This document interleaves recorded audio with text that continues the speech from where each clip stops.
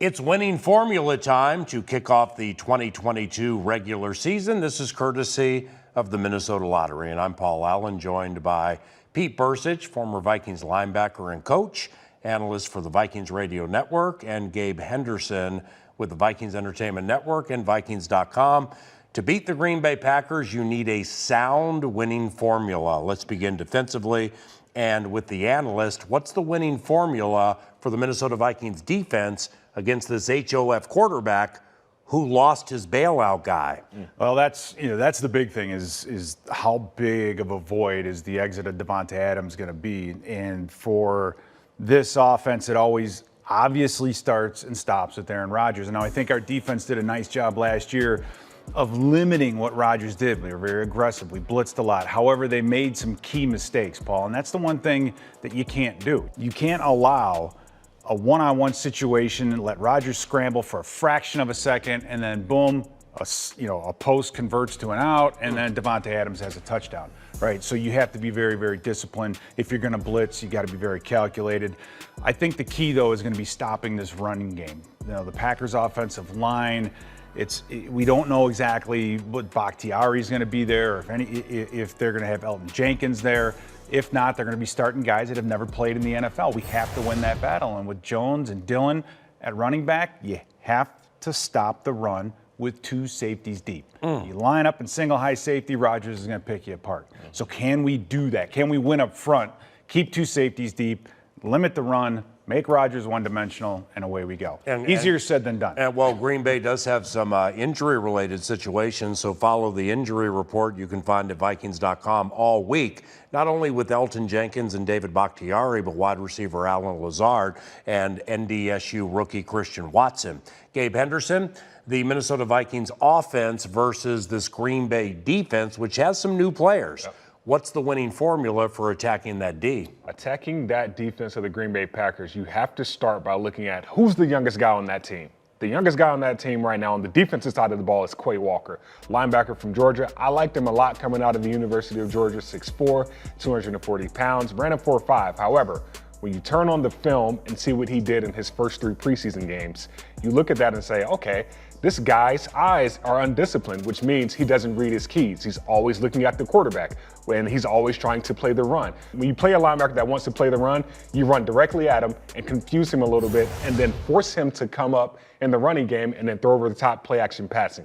The Green Bay Packers, the past couple of years, have always had problems with the play action passing, in which I believe this Vikings team will have some success doing so. With a young guy like Quay Walker, he's going to overthink things. This is his first ever game in the NFL, so why not target him? Why not go after him early and often and then see where everything else lies for the rest of this offense? Yeah, and that dovetails, I think, with this offense and what we're seeing is what formation do we need to line up and to get Dalvin Cook one-on-one with a young man like that, with Quay Walker or Devondre Campbell? Last year, play action passes have always worked well for us. And the second thing is when we can protect Cousins and give Jefferson and our receivers time to run some deeper crossing routes. They don't pass things off very well in their back end. They're not used to the quarterback having all day. It's a tall order. It's not easy to do.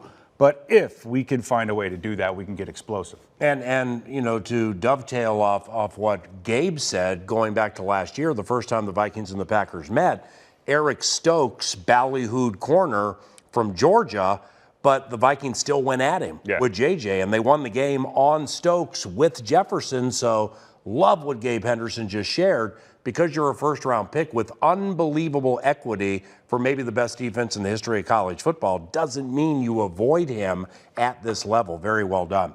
Bold predictions via winning formula in the Minnesota Lottery. Gabe, let's begin with you. My bold prediction is that this Minnesota Vikings offense will have a higher third down conversion rate than the Green Bay Packers. This Minnesota Vikings offense right now is predicated on exploiting mismatches. So that's Justin Jefferson one-on-one against a linebacker, or Irv Smith Jr. one-on-one against a smaller defender. Maybe that's a nickel cornerback. And when you look at that, you say, all right, there's going to be opportunities for everyone else. And first and second down, if you take care of those mismatches on third and short, I like my chances there. And if you look at the history of this matchup, the team who has won the third down conversion rate has won 11 out of the last 12 matchups in this rivalry. So I like my chances for the Minnesota Vikings. Analyst, he's playing fast. I mean, this is like a Liberty game against Coastal Carolina, and it's for all the Tostitos or enchiladas or Minnesota Lottery scratch-off tickets. Peter, your bold prediction. My bold prediction is that special teams are going to win the day for the Minnesota Vikings, and it's not too bold considering that's how it happened last year at home when the Vikings won. But I think with Kene Nwanwu as a returner, you have Jalen Reagor, new, fresh guy. You know, he so wants to make an impact as quickly as he can. Now Ryan Wright, rookie punter, you got to be able to flip the field. We did that a lot last year at home. That helped our defense out, make Green Bay go the long field. And then Joseph for the win. It's going to be a close game, and I think it's going to be a repeat where Joseph is on the field right at the end to kick us to a victory. I don't know about the rest of the Vikings Entertainment Network. These gentlemen got me so fired up for this game. My bold predictions were so terrible last year. When Curly Harris sent me the request, I'm like, I ain't doing it. These guys have me so fired up. Here's my bold prediction. Kirk Cousins will have more passing yards and touchdowns than HOF Aaron Rodgers, and the Minnesota Vikings will begin the season 1-0. Can I get a witness? Amen, brother. Let's go with this border battle this weekend. That's the winning formula for Gabe Henderson and Pete Bercich and everybody with the Vikings Entertainment Network. Thank you, Minnesota Lottery, for the sponsorship. I'm Paul Allen. Good luck to the team.